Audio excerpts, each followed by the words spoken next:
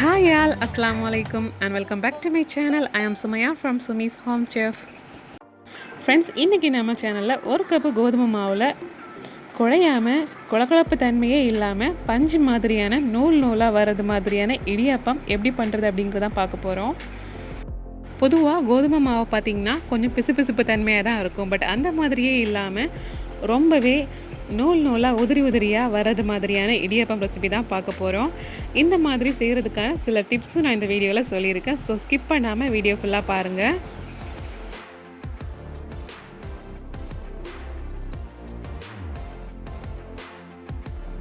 Okay friends, இப்போ நாம் இந்த பெர்ஃபெக்டான கோதுமை மாவு இடியாப்பம் எப்படி பண்ணுறதுன்னு பார்க்கலாம் வாங்க.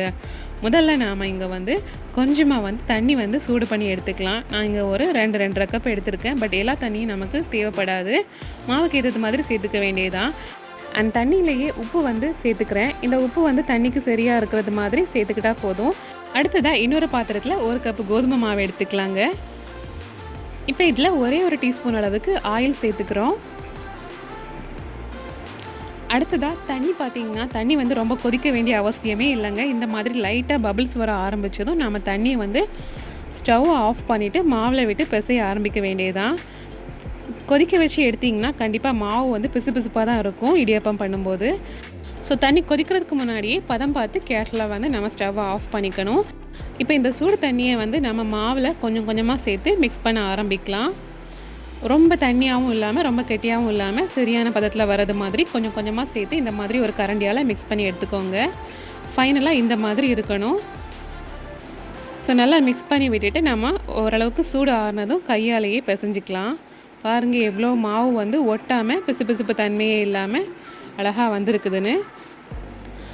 அண்ட் நம்ம இடியாப்பம் புளியும் போது அந்த ஒவ்வொரு நூலும் ஒட்டாமல் இருக்கிறதுக்காக நம்ம திரும்பவும் இந்த மாவில் ஒரே ஒரு டீஸ்பூன் அளவுக்கு ஆயில் விட்டு இதை நம்ம நல்லா பிசைஞ்சு எடுத்துக்கலாம். இந்த மாதிரி பண்ணுறதுனால இடியாப்பம் ஒவ்வொரு நூலும் ஒன்றோட ஒன்று ஒட்டாமல் நமக்கு கிடைக்கும்.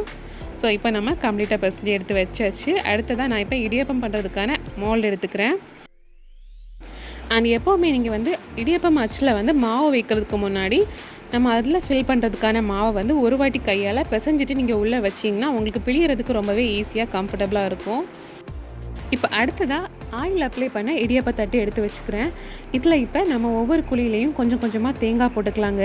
இந்த மாதிரி தேங்காய் போட்டு கோதுமை மாவில் இடியாப்பம் பண்ணும்போது அதோட டேஸ்ட்டே தனிதாங்க. அடுத்ததாக இன்னொரு விஷயம் என்ன அப்படின்னு பார்த்தீங்கன்னா, எப்போவுமே கோதுமை மாவு இடியாப்பம் பண்ணுறதுக்கு ஸ்டீல் அச்சு தாங்க சரியாக வரும். பிகாஸ் நம்ம இப்போ மர அச்சு எடுத்து பார்த்திங்கன்னா அதில் ஹோல்ஸ் ரொம்பவே குட்டி குட்டியாக போட்டிருப்பாங்க. பாருங்கள், இந்த மாதிரி குட்டி குட்டியாக ஹோல்ஸ் இருக்கும்போது நம்ம கோதுமை மாவில் இடியாப்பம் புளிகிறது ரொம்பவே கஷ்டமாகவும் சிரமமாகவும் இருக்கும். ஸோ என்னை பொறுத்த வரைக்கும் நான் நம்ம ஸ்டீல் யூஸ் பண்ணாதான் ரொம்பவே ஈஸியாக நமக்கு புளிஞ்சு எடுத்துக்க முடியும். கோதுமை மாவு ரொம்பவே உதிரியாக ஒன்றோட ஒன்று ஒட்டாமல் எவ்வளோ சூப்பராக பர்ஃபெக்டாக வருதுன்னு பாருங்கள். ஸோ இந்த மாதிரி நாம் எல்லா குழிகள்லையும் இடியாப்பம் பிழிஞ்சு விட்டுக்கலாம். நான் இங்கே இடியாப்பம் பண்ணுறதுக்கு நார்மல் இட்லி தட்டில் தான் பண்ணுறேன். நீங்கள் அதே மாதிரி பெரிய தட்டு இடியாப்பம் தட்டு கிடைக்கும். ஸோ அதுலேயும் நீங்கள் ட்ரை பண்ணலாம். ஸோ ஃப்ரெண்ட்ஸ், நம்ம இந்த மாவு பிசையும் போது கொஞ்சமாக எண்ணெய் சேர்த்து பிசைஞ்சு எடுக்கிறதுனால இந்த ஒவ்வொரு நூலும் ஒன்றோட ஒன்று ஸ்டிக்கியாக இல்லாமல் உதிரியாகவே இருக்கும். அதே மாதிரி இடியாப்பம் வேக வச்சதுக்கு அப்புறமும் அது இந்த மாதிரியே நூலாகவே இருக்கும்.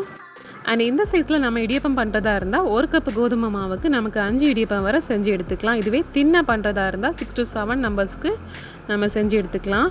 இப்போ சூடான இட்லி பாத்திரத்தில் நாம் மூடி வச்சாச்சு. இப்போ 7 to 10 மினிட்ஸ் நம்ம நல்லா கொதிக்க விட்டுக்கலாம். இப்போ நம்ம லிட்டை ஓப்பன் பண்ணி பார்க்கலாம். பாருங்கள், நம்மளோட பெர்ஃபெக்டான கோதுமை மாவு இடியாப்பம் ரொம்பவே அருமையாக வாசத்தோடு அழகாக தயாராகிடுச்சு. இதை இப்போ நம்ம வெளியே எடுத்து மாற்றி வச்சிடலாம். கொஞ்சம் நேரம் சூடு ஆற விட்டுட்டு நாம் இப்போ இடியாப்ப தட்டிலேருந்து ஒவ்வொரு இடியப்பமாக இழக்கி எடுத்துக்கலாங்க. நம்ம கீழே தேங்காய் வச்சுருக்கிறதுனால ரொம்பவே ஈஸியாகவே கலண்டு வந்துடும். அது மட்டும் இல்லாமல் நம்ம ஆயில் அப்ளை பண்ணும்போது அது சுத்தமாக கீழே ஒட்டவே செய்யாது. பார்க்கவும் ரொம்பவே அழகாக இருக்கும் தேங்காய் வச்சு இந்த மாதிரி செஞ்சு எடுக்கும்போது. அவ்வளோதான் ஃப்ரெண்ட்ஸ், கோதுமை மாவில் பிசுபிசுப்பு தன்மையே இல்லாமல் உதிரியாக நூலாக வர்றது மாதிரியான பெர்ஃபெக்டான இடியாப்பம் நம்ம ரொம்பவே அழகாக தயார் பண்ணியாச்சு. ஸோ ஸோ ஃப்ரெண்ட்ஸ், நீங்களும் இந்த ஸ்டெப்ஸை ஃபாலோ பண்ணி உங்கள் வீட்டில் ட்ரை பண்ணி பாருங்கள்.